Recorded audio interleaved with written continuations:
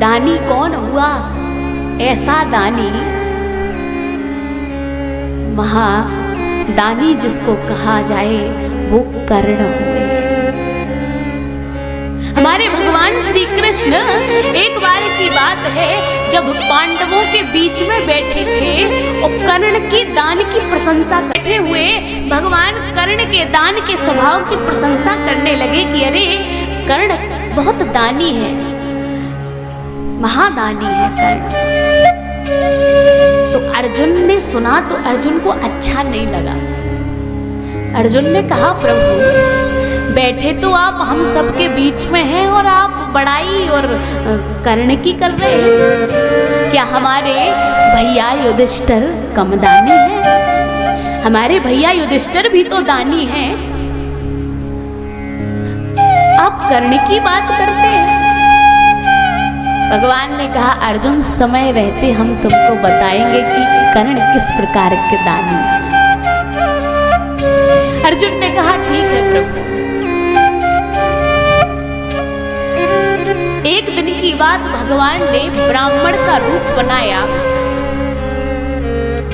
और ब्राह्मण का वेश धारण करते हुए पहले पांडवों के पास पहुंचे, युधिष्ठिर के पास पहुंचे। युधिष्ठिर से कहा हे महाराज हम बहुत भूखे हैं, हमको भोजन कि अगर आपके यहाँ व्यवस्था हो जाए तो भोजन चाहिए। युधिष्ठिर जी ने कहा महाराज बताइए आपको क्या प्रसाद पाना है, जो भी कहेंगे वो तैयार हो जाएगा। भगवान जो ब्राह्मण वेश धारण किए थे, भगवान ने कहा कि हम किसी का बनाया हुआ नहीं पाते, हम स्वयं बनाते और हमारी शर्त ये है कि हम चंदन की लकड़ी पर ही, चंदन की लकड़ी को ही जला करके भोजन बनाते और किसी काष्ठ का भोजन बना हुआ नहीं करते। चंदन की लकड़ी का भोजन होना चाहिए और वो भी हम स्वयं बनाएं। युधिष्ठिर से कहा कि अगर आपके यहाँ चंदन की लकड़ी की व्यवस्था हो तो बताइए, हम आपके यहाँ भोजन बनाकर के प्रसाद ग्रहण करेंगे। उस समय सावन चल रहा था, चारों तरफ पानी ही पानी, चंदन की लकड़ी कहाँ से मिले? युधिष्ठिर ने पूरे नगर में ढूंढवाई लेकिन चंदन की लकड़ी कहीं नहीं मिली। हर घर में खबर पहुंचाई कि किसी के घर में चंदन की लकड़ी हो तो वो यहाँ ला करके दे दे, ब्राह्मण देवता को भोजन बनाना है।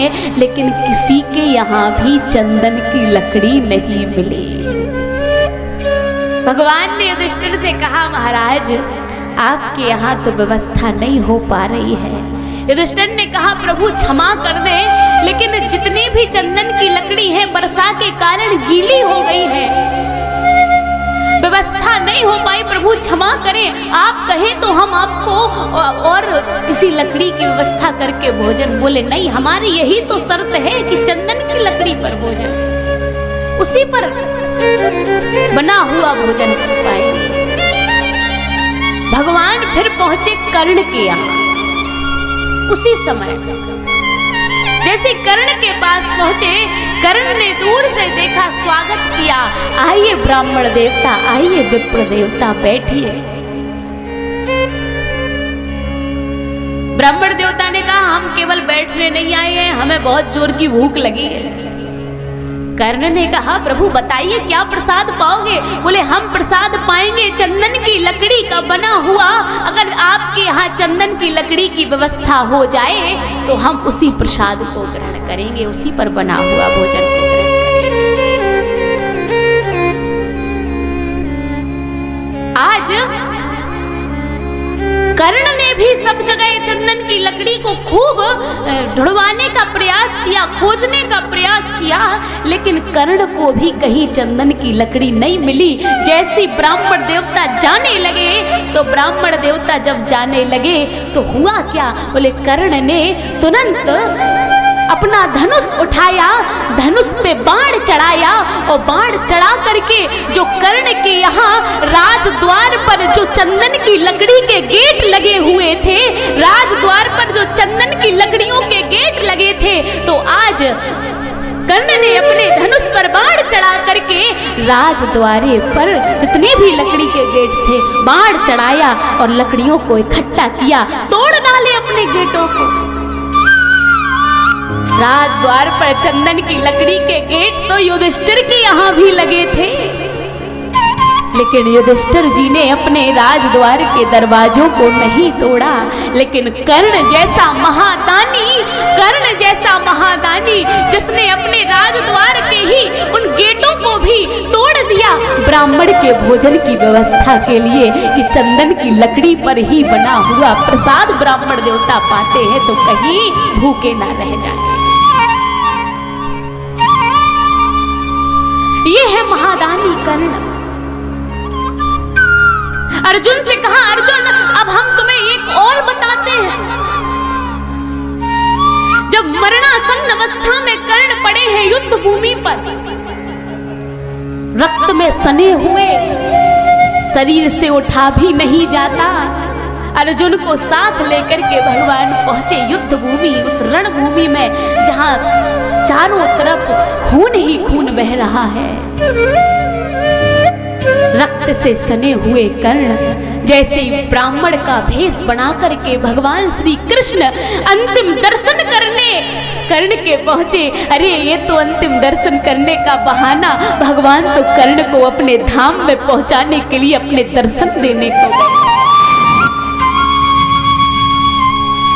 अर्जुन को साथ लेकर और जैसे ही दूर से कर्ण की दृष्टि ब्राह्मण देवता पे पड़ी, आह ब्राह्मण देवता आइए। उठा भी नहीं जाता कर्ण से, लेकिन स्वागत कर रहे हैं उस रणभूमि में, उस युद्ध भूमि में। महाराज मैं आपको क्या दे दूं, क्योंकि मैंने कभी किसी को खाली हाथ नहीं लौटाया है। जो भी हमारे पास आया है उसको कुछ ना कुछ दिया है। मैं आपको आज क्या दे दूं? ब्राह्मण देवता ने कहा कि अगर देना चाहते हो, यहाँ हमारी बेटी का विवाह है तो हमें धन की आवश्यकता है, तो अगर तुम्हारे पास धन की व्यवस्था हो तो धन दे दो। उस परिस्थिति का दर्शन कीजिए, उस दृश्य का दर्शन कीजिए। उस युद्ध भूमि में जो रक्त से सना हुआ शरीर कर्ण का पड़ा है, वो किस प्रकार उठ करके ब्राह्मण देवता को धन दे, बस की बात नहीं है। कर्ण ने कहा महाराज मैं किस प्रकार आपकी इस कामना को पूरा करूं, और अगर नहीं करूंगा तो एक कर्ण का ये जो नियम है, जो संकल्प है, जो दान देने का प्रण है, ये झूठा हो जाएगा। मैं क्या करूं, मुझे समझ में नहीं आ रहा। चारों तरफ दृष्टि घुमाई, एक पत्थर पड़ा था, एक पत्थर को उठाया और दांत में सोने की कीलें लगी हुई थी, और जैसे ही पत्थर उठाया कर्ण ने अपने दोनों दांतों को पत्थर से तोड़ा और दोनों दांतों को तोड़ करके उनके बीच में लगी हुई सोने की कील निकाली और ब्राह्मण देवता को दान कर दी। हे प्रभु इसको स्वीकार